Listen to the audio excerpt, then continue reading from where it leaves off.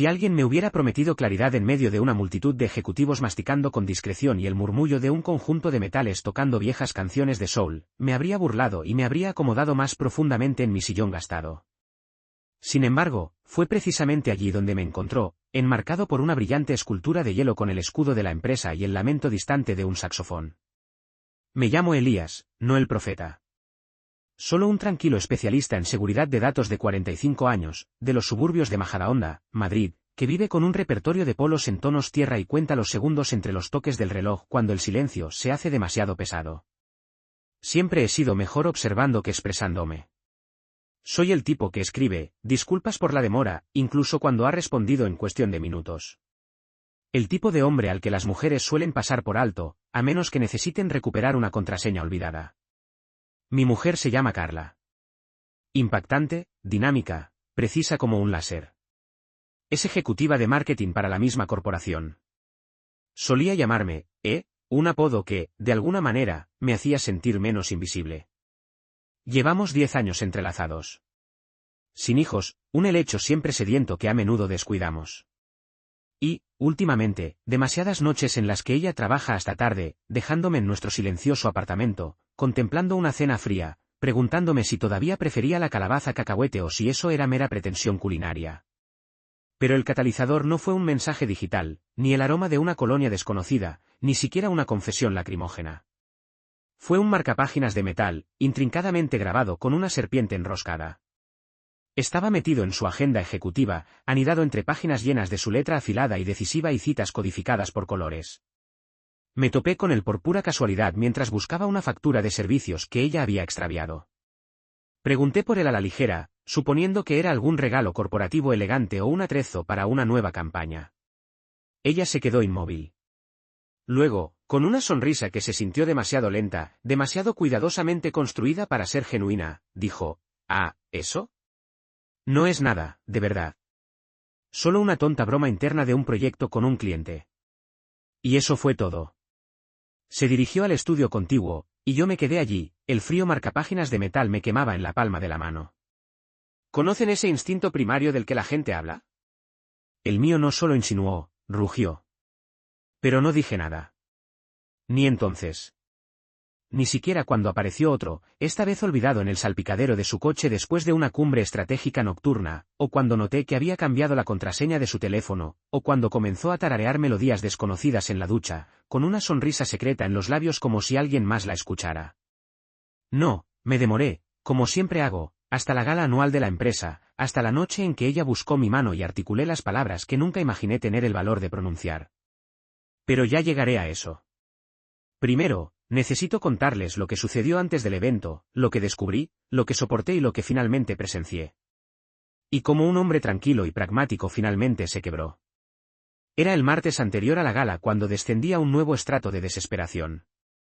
Nuestro apartamento era una tumba de silencio. Ningún comentario animado de podcast desde la cuenta de Carla.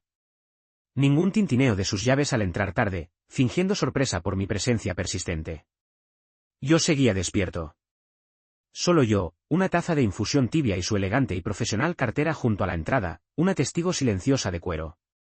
Esa cartera, de cuero oscuro, impecablemente estructurada, claramente cara. La había visto con más frecuencia que su rostro en los últimos meses. Durante lo que pareció una eternidad, había existido como un espectro en mi propio matrimonio, orbitando su esfera pero sin encontrar nunca un punto de aterrizaje. Ella estaba perpetuamente en una conferencia telefónica, o puliendo una presentación, o simplemente, agotada. Así lo expresaba ahora. Simplemente agotada. Como si mi propia existencia fuera un esfuerzo indebido para ella. Todavía no estoy seguro de qué me impulsó. Quizás fue el distintivo marcapáginas de metal que aún residía en el cajón de mi mesita de noche. O quizás fue la cruda constatación de que no había oído su risa genuina dirigida a mí en semanas. Pero esa noche, después de que ella se fuera a tomar una copa nocturna con su equipo, hice algo completamente ajeno a mi naturaleza. Accedí a los mensajes de audio de su tableta. No estoy orgulloso de esto. No soy el tipo sigiloso. Soy el tipo que deja notas post-it que proclaman, he encontrado tus gafas, cariño, convencido de que es un acto de profundo afecto. Pero algo dentro de mí cedió esa noche. Conocía su patrón de seguridad básico, ella empleaba variaciones del mismo para la mayoría de las cosas. El nombre de nuestra primera mascota compartida, hábilmente disfrazado.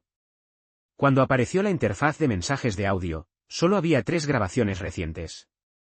Escuché solo una. Era una voz masculina. Suave, segura de sí misma. El tipo de tono que lleva una autoridad inherente. No reveló su nombre. Solo, recibí tu comunicado. Me sacó una sonrisa. Seré identificable por el atuendo obsidiana. Suite 714. El lugar de costumbre. Trae ese humor exquisito que tienes. Me debes una. No respiré durante lo que pareció una eternidad. Lo reproduje de nuevo. Mis manos temblaban, pero volví a darle a reproducir una vez más. Desesperadamente anhelaba creer que había oído mal. Quería que fuera una broma elaborada. Pero en lo más profundo, algo en mi interior resonó, como si hubiera anticipado esta desagradable verdad.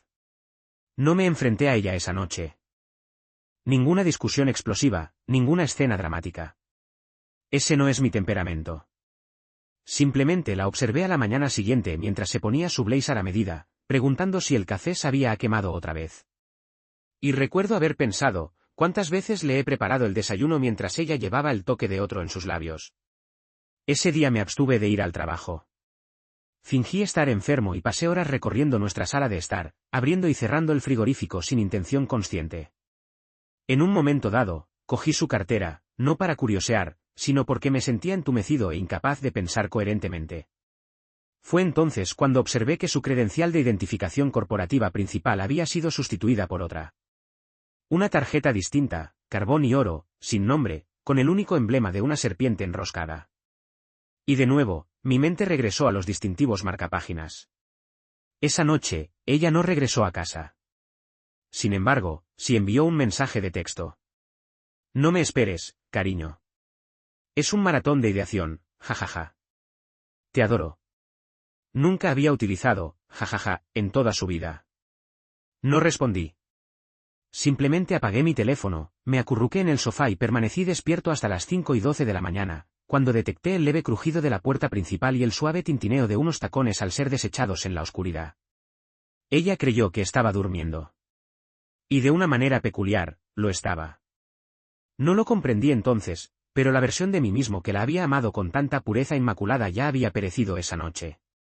El individuo que planeaba meticulosamente los viajes de aniversario, que notaba cada alteración en sus productos capilares, que conseguía pequeños detalles de afecto simplemente porque, creo que desapareció en el instante en que ese mensaje de audio concluyó.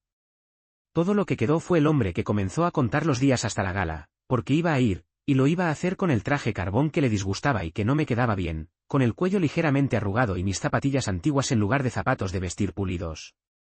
No para impresionarla, ni siquiera para reclamar algo, sino porque necesitaba que fuera testigo de lo que había roto irrevocablemente, y tenía la intención de estar en pie cuando intentara recoger los fragmentos.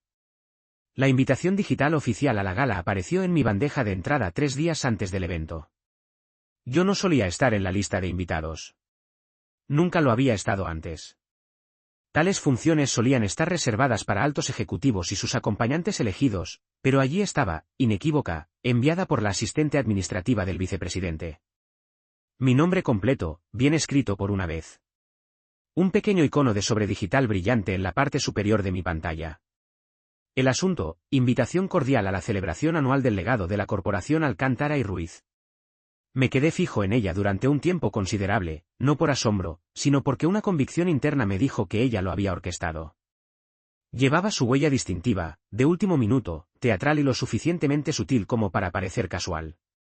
La imaginé sonriendo de medio lado en su escritorio, creyendo quizás que esto serviría como su rama de olivo, que yo aparecería, presentaría una fachada valiente, cumpliría el papel del esposo devoto ante sus colegas y regresaría a casa fingiendo que nada de esto me había destrozado.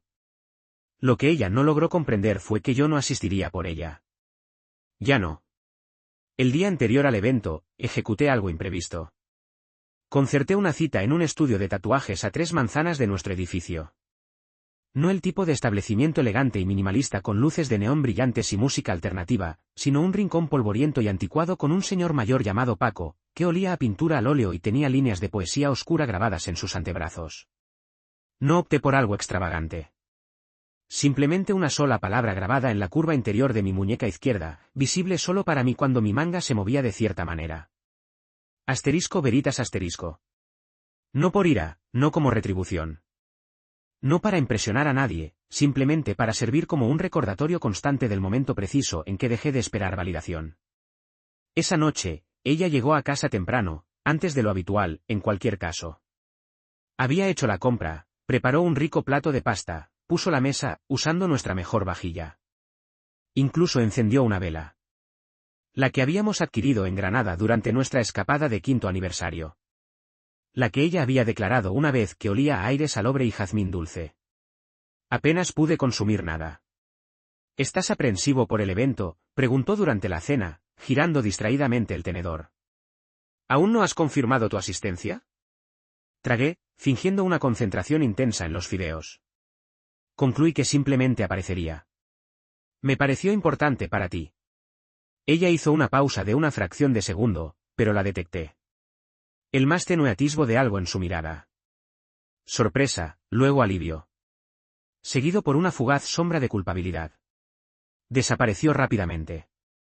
Reanudó su sonrisa, esa misma expresión meticulosamente elaborada que reservaba para las consultas con clientes de alto riesgo. Será agradable, afirmó. No hemos salido juntos en bastante tiempo. Esa particular afirmación era cierta. No habíamos salido como pareja en casi 4 meses. Ninguna cena íntima, ninguna cita compartida, ningún paseo espontáneo por la zona verde del barrio como solíamos hacer.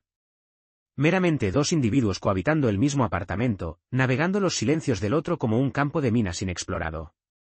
Esa noche, me quedé despierto a su lado, atento al ritmo de su respiración. Me daba la espalda, como lo había hecho durante tantas noches. Miré al techo, contando el débil destello de los vehículos que pasaban e iluminaban momentáneamente nuestra ventana, y medité sobre lo profundamente que uno debe desviarse antes de poder acostarse a tu lado noche tras noche y, aún sentirse como un completo extraño.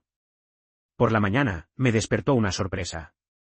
Había una caja precisamente envuelta al pie de la cama, adornada con una pequeña tarjeta que decía, para mañana por la noche, C. Dentro había una corbata de un azul medianoche profundo, de seda pura, inequívocamente de diseñador.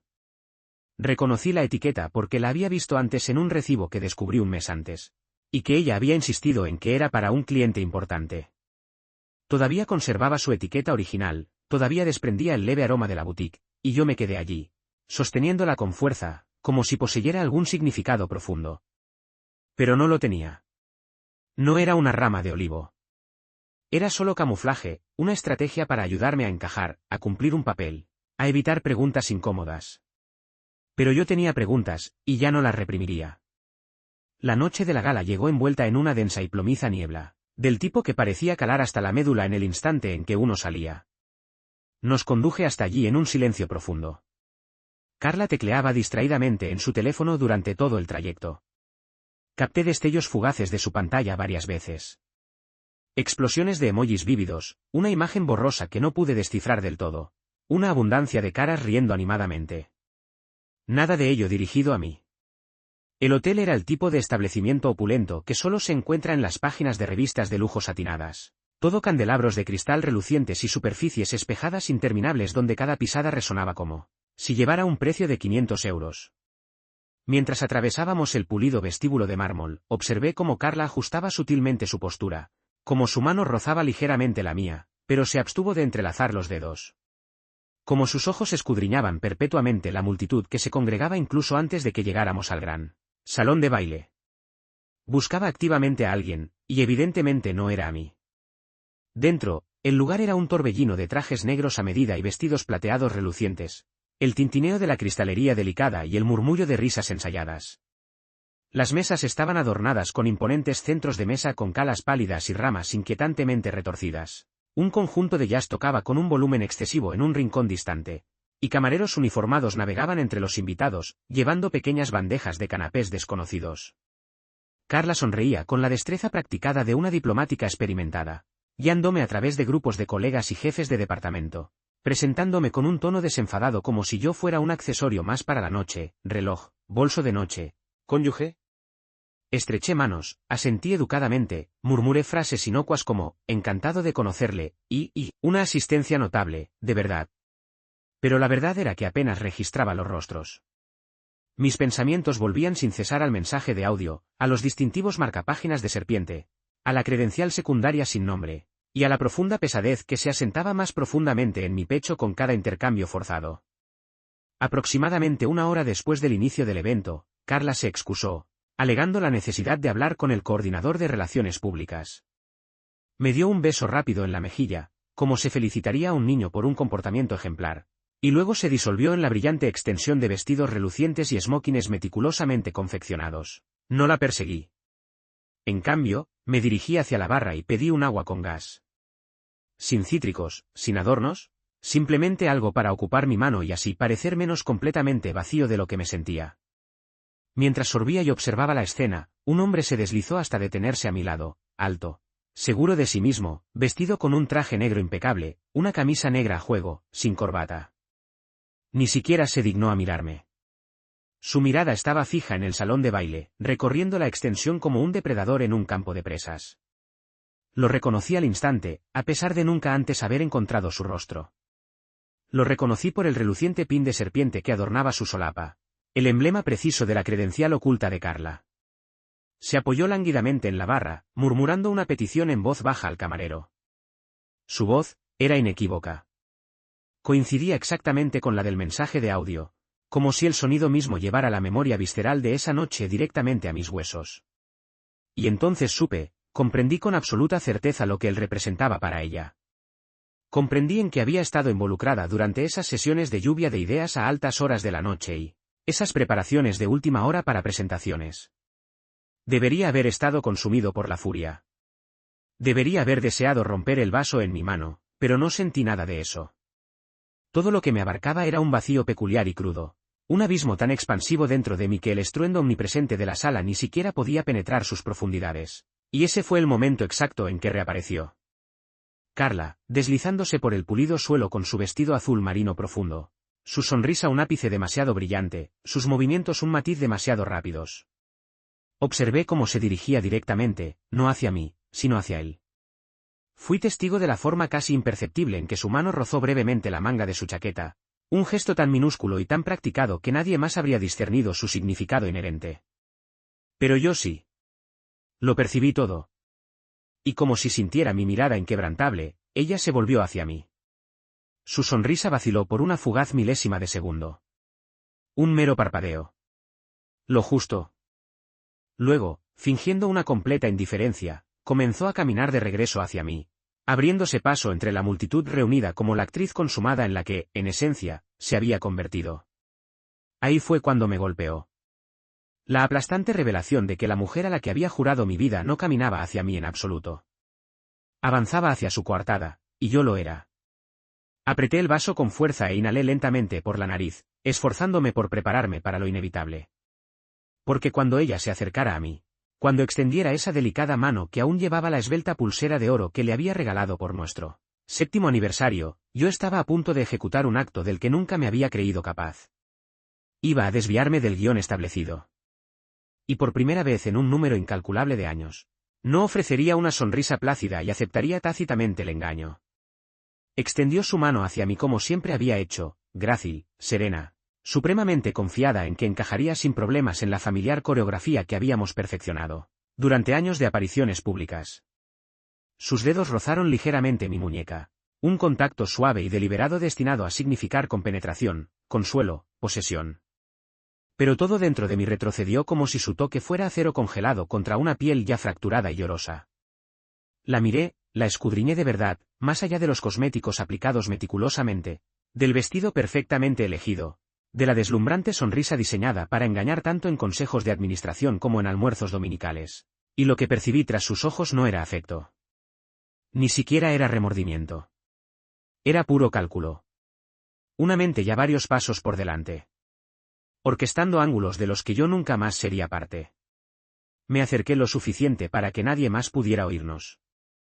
Lo suficiente para que ella registrara el peso de mis palabras antes incluso de que las articulara.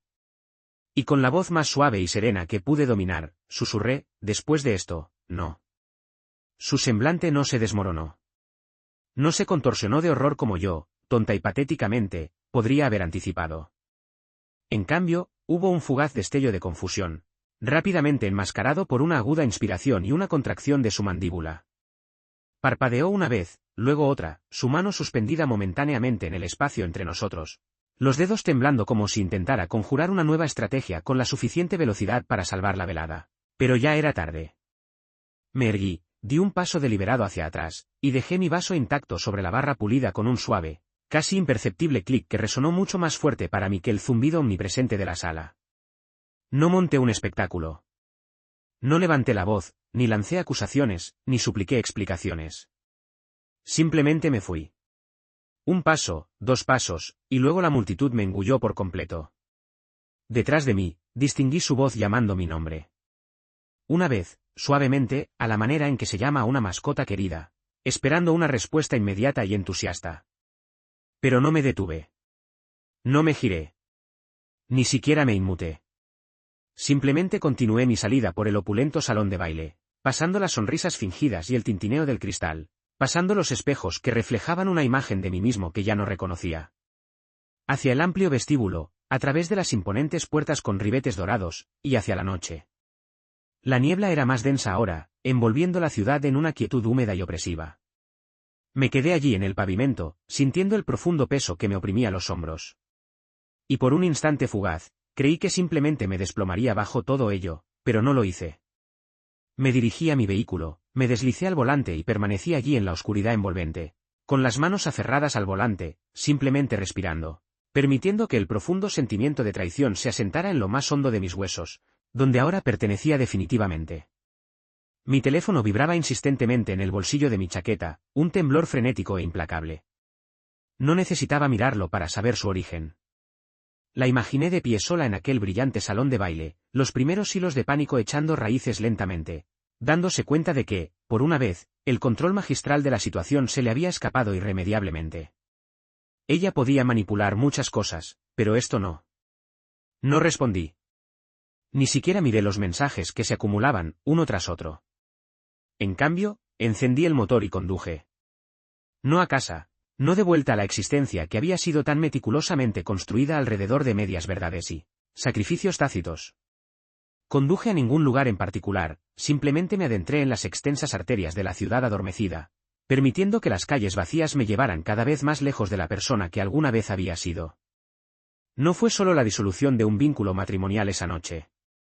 Fue el final definitivo de ser el sumiso, el eternamente indulgente, el incauto que trágicamente había confundido la paciencia con un afecto profundo y la mera resistencia con una lealtad inquebrantable.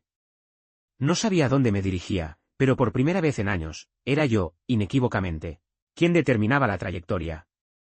Conduje hasta que la expansión urbana se desvaneció en una extensión de carreteras de servicio desoladas y letreros de motel olvidados y parpadeantes, hasta que las luces distantes de la ciudad se difuminaron en una mancha continua en el parabrisas.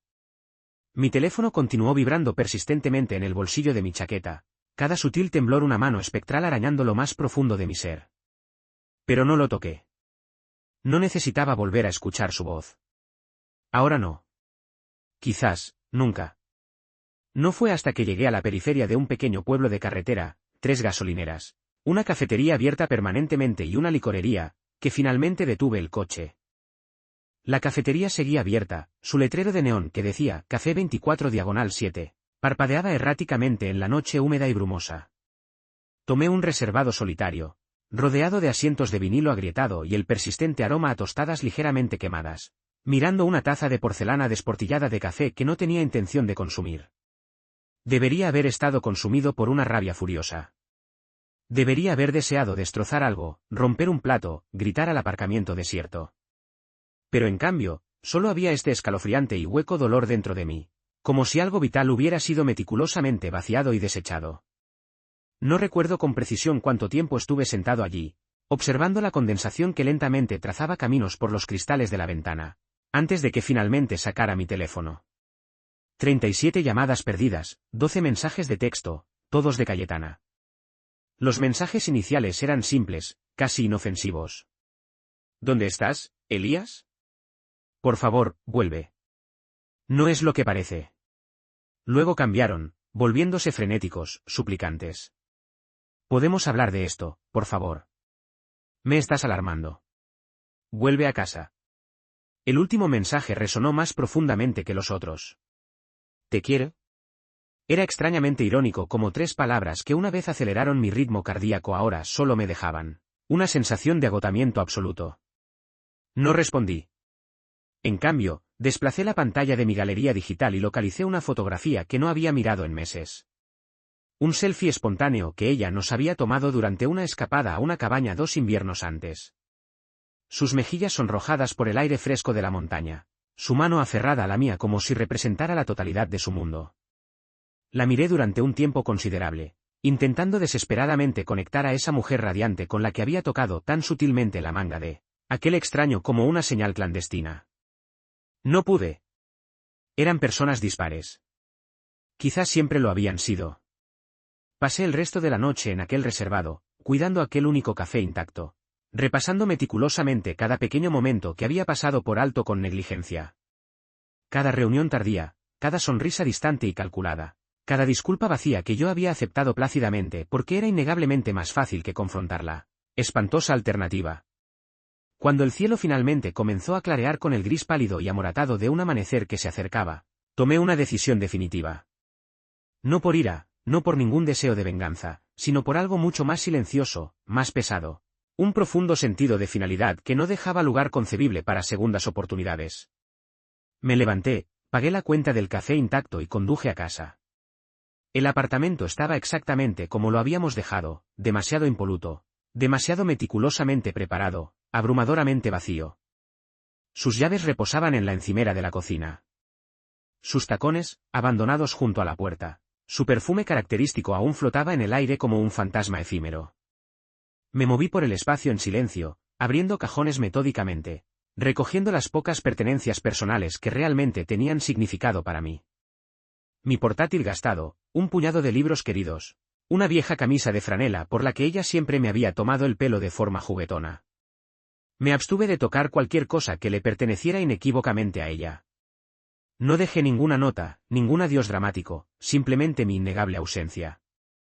Para cuando ella entró tambaleándose por la puerta, alrededor de las 8:30, todavía vestida con su vestido de gala, descalza y con los ojos muy abiertos por un pánico incipiente, el apartamento ya se sentía irremediablemente diferente. Medio viva, medio muerta, me percibió de pie allí con mi modesta bolsa y se quedó inmóvil. Elías, jadeó, con la voz frágil y entrecortada. Por favor. Sacudí la cabeza lentamente, deliberadamente. Había literalmente 1000 acusaciones tácitas que podría haber articulado. ¿Asterisco, cómo pudiste? ¿Por qué yo? ¿Por qué durante tanto tiempo? ¿Alguna vez fui realmente suficiente? Asterisco, pero no pronuncié ninguna de ellas. Simplemente la miré, la observé de verdad por última vez, grabando indeleblemente el rostro de la mujer que una vez creí que nunca me haría daño. Luego pasé junto a ella, salí por la puerta y no miré hacia atrás. Ni una sola vez. Porque cuando alguien elige unilateralmente jugarse la santidad de tu corazón, no tiene derecho a otra oportunidad para apostar de nuevo. En los días siguientes, asimilé una verdad que nunca abordan en las sesiones de terapia de pareja ni en las letras de las baladas desgarradoras. No son los conflictos abiertos los que infligen las contusiones más profundas e indelebles. Es el profundo silencio que inevitablemente le sigue. El pesado silencio cuando te despiertas solo en una habitación de invitados prestada, mirando un techo que no reconoces, intentando desesperadamente recordar cómo alguna vez creíste que el amor era algo que podía repararse, meticulosamente con suficientes disculpas y vacaciones cuidadosamente planeadas. El silencio asfixiante cuando desactivas deliberadamente tu teléfono porque ya no puedes soportar ver su nombre iluminar la pantalla. El silencio implacable dentro de tu propia mente, preguntando incesantemente, ¿fui yo? ¿Fue algún defecto fundamental en mi ser, algo que hice o que notoriamente dejé de hacer? Me refugié temporalmente en la residencia de Mateo Ruiz, un antiguo compañero de universidad. Él poseía una modesta habitación de invitados sobre su garaje independiente que olía perpetuamente a trementina y a periódicos antiguos. Pero al menos se sentía auténtico, sin pretensiones, desprovisto de artificios.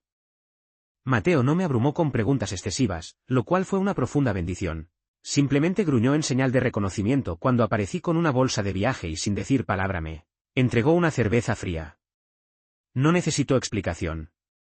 Él entendía.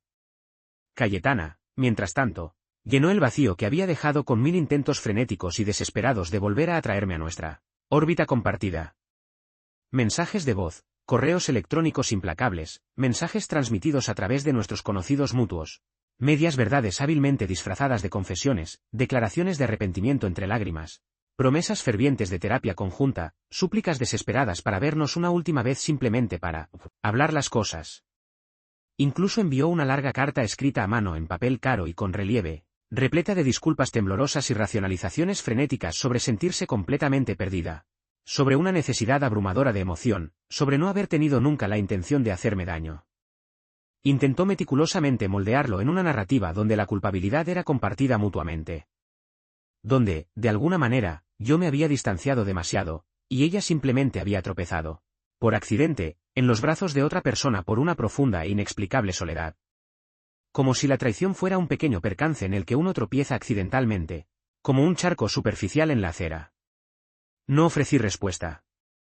No porque abrigara el deseo de infligirle más dolor, sino porque por primera vez en mi vida, reconocí que responder requeriría un regreso a la simulación.